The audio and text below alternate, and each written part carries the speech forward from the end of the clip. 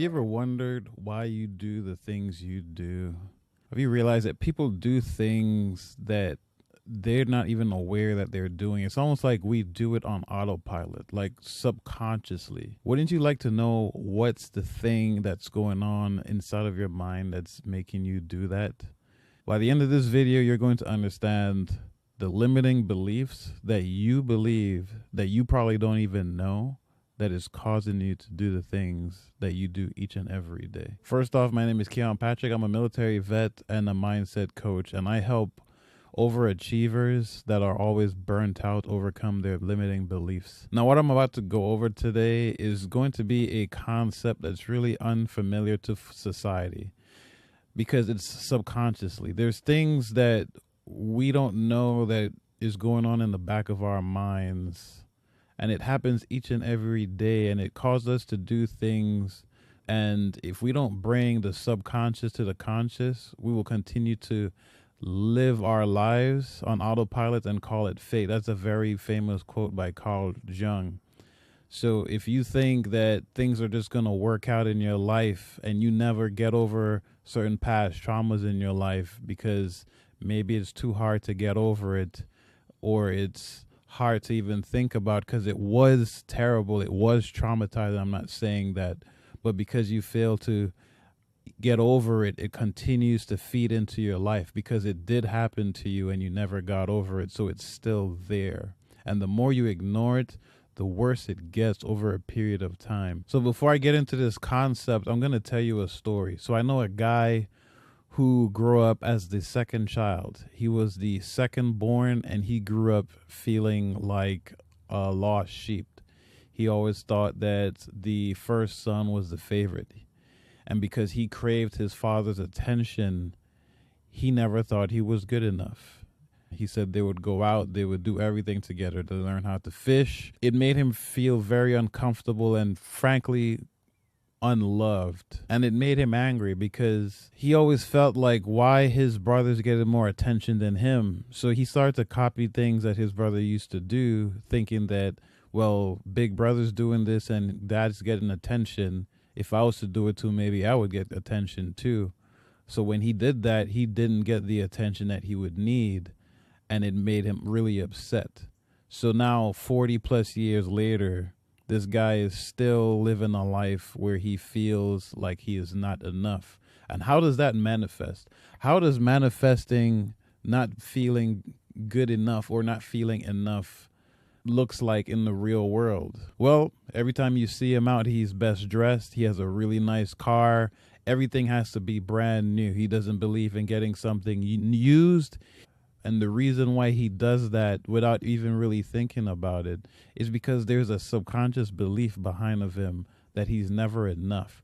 So if he wears clothes that is not name brand or not cool, because he already believes that he is not enough, he's going to feel like nothing without those things, because he's using the things in his life that in his mind has value, and he is in turn creating a world where those things are giving him the value. And we do that in today's world. When we don't know the value of ourselves, we often look for things that are more valuable or that we think are valuable, and we put it on us, hoping that it would give us the same value. And it's because we don't have self-worth. We don't feel like we're enough. It's almost like asking if a king was to sleep in a poor person's room, that room would be called the royal bedroom. But if I was to sleep in a king's bedroom, I'm just an average guy sleeping in a cool bedroom. It's not the bedroom that gave me the title of being a king. It's the king who sleeps anywhere, and wherever the king sleeps, it becomes royalty. And we don't catch that concept because deep down we don't have any self-worth. So how do we find out the limiting beliefs in our lives that is keeping us back? Well, I'd like you to do this with me. I want you to think back when you were young, and I want you to figure out between mom and dad, or for those who weren't raised by your parents, someone that you looked up to when you were a child. Whose love did you want the most? Was it mom? Was it dad? And if it was dad, like for me, it was my dad. Who did you have to become in order to receive the love from your dad. For me, when I was young, I needed to be disciplined. I needed to have good grades. I needed to be respectful to women. I needed to be able to not feel pain. Those are some characteristics that I needed to have in my identity in order for me to receive love when I was young. And you have to be aware when you are a child, the meanings that we gave things when we were young is not the meanings that we would give it today, but because we never revisit past events, we continue to live our lives subconsciously through the limiting beliefs that we had or that we created a long time ago. And I hope that helped, because I'm just talking about one topic, but we do this with every single belief that we have today. Every single belief that you have right now came from your past. And if we never go back to the past and reframe that belief from something that makes us feel small or unworthy or unloved, and reshaped it and said, well, maybe that event happened to make me stronger. So once you figure out the avatar you had to play in order to receive that parent's love, here's the second question I have to ask. Who could you have never become to get that love? That no matter how hard you try to do that thing, you still could not receive that love. For me, I never felt like I was enough. No matter what I do, no matter how high my grades were, no matter how fit I was, no matter how much of a good boy I was, I never felt like enough. And because of that, that question, which is the real main driving force for everything we do, is how we live our lives subconsciously. So I grew up 30 years of my life feeling like I was never enough.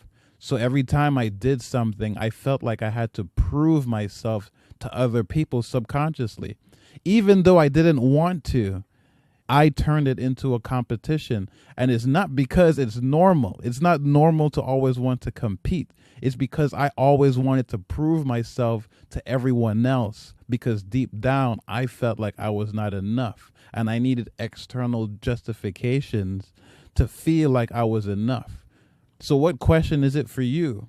Were you never nice enough? Were you never worthy enough? Were you like me and you never just felt like enough at all? Were you never attractive enough? Because the question to number 2 is why you do every single thing in your life. And that is the breakthrough I wanted to have in this video. Because we are not aware of those root causes in our lives. We have lived, some of us, 40, even 50 years of people who never address the past traumas. And because you have been wearing that avatar of all those attributes your entire life, we've forgotten who we really were as a child before we put on that costume. So if you were always happy and loud and liked to jump on the couch and they said, stop jumping on the couch, that's who you truly were. You were someone who were just always happy and bouncy, and it was beaten out of you because you had to take off your costume and put on the costume of the first person that you craved love from, because we're kids. And that's the first thing that we want to do when we come into this world. We want to be loved by the people that's raising us. And if the people that's raising us is causing us to create limiting beliefs, if we don't go back and solve those root issues and redefine it and realize, well, maybe, just maybe the people that were raising you create certain beliefs that they had and instill it on you, because maybe, and I see this a lot with women, that their moms regret the decisions they've made in their lives and their daughters grew up to be attractive and they are using them as a second chance to live. And if they start to have a relationship that's working out because mom don't have a relationship, she tries to make your life a living hell. And because you think it's your mom and you're supposed to love her, you wouldn't think that they are destroying or sabotaging your life or making you feel unworthy. I just want you to answer those 2 questions. When you were young, who was the parent or the guardian that you craved to love the most? List out the attributes of everything they expected from you, who they wanted you to be. List it out, because that's the person you are today. And then the second question is the question that runs your life. The second question you ask yourself is a question that literally runs your life on autopilot. And it's, out of all those attributes, which attribute were you never, no matter how hard you tried, was never enough for them, or was never acceptable to them, or never good enough? Because that is the limiting belief, the main limiting belief, that if you was to change right now, would significantly change the rest of your life starting today. So if you thought this was helpful, I'd like you guys to join my free community in my bio. I have a free mindset community called The Mind Shift, where we talk about limiting beliefs. We have a safe place where people come in and we have these discussions all the time, changing people's lives. Because once you solve problems at the root, you start to realize that a lot of other problems in your life magically disappears. Thanks for watching, and see you on the other side.